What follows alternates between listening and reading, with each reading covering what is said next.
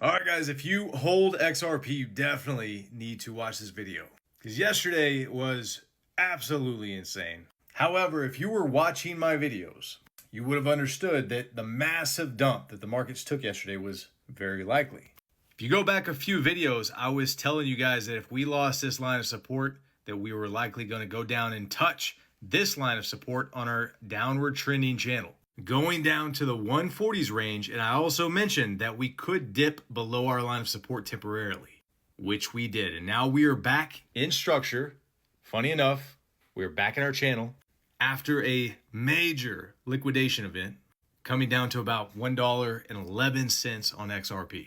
Now that sucks, right? Because we got a lot more work to do now to get back up to some of these levels of resistance and retest those, and hopefully at some point get back above them. But the good news here is that if you look at the Bitcoin chart, we came down into this range, which was the high of the previous bull market in the last cycle. That is where we came down to. Traditionally, bear market lows come down to previous bull market highs. That move here played out much quicker than it typically would. Usually these things draw out a little bit longer to get into those low ranges.